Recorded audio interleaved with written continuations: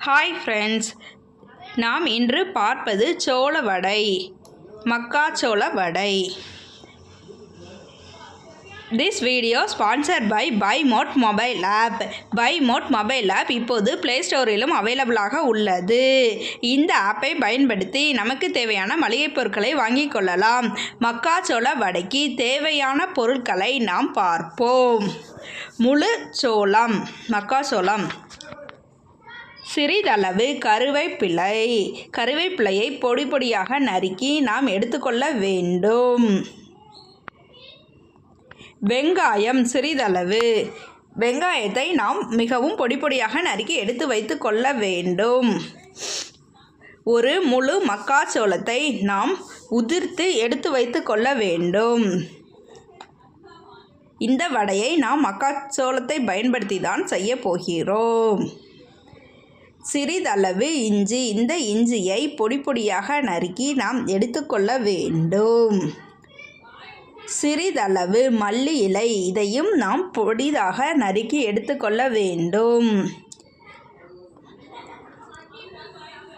காரத்திற்கு ஏற்ப நாம் பச்சை மிளகாவை பயன்படுத்தி கொள்ளலாம்.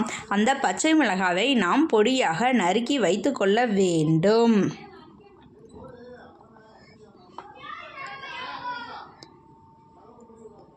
இப்போது நாம் சோளத்தை மிக்ஸி ஜாருக்கு மாற்றிக்கொள்ள வேண்டும். மிக்ஸி ஜாருக்கு மாற்றி சோளத்தை நாம் ஒரு வாட்டி நன்றாக மெதுவாக அரைத்த பிறகு அதில் உப்பு சேர்த்து கொரு என்று அரைத்து எடுத்துக்கொள்ள வேண்டும். அவ்வாறு அரைத்த பிறகு அந்த சோளத்தை நாம் மற்றொரு பாத்திரத்திற்கு மாற்ற வேண்டும்.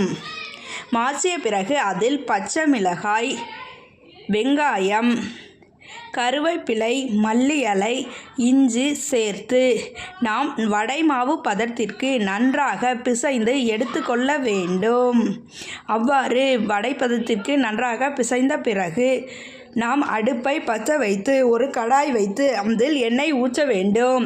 எண்ணெய் நன்றாக காய்ந்த பிறகு நாம் வடையை தட்டி எண்ணெயில் போட வேண்டும். அடுப்பை மீடியமில் வைத்து வடையை திருப்பி போட்டு நன்றாக வேகும் வரை வடையை நாம் பொரித்து எடுக்க வேண்டும். அவ்வாறு மெதுவாக வைத்து வடையை திருப்பி போட்டால்தான் வடை நமக்கு நன்றாக உள்ளே வேகும்.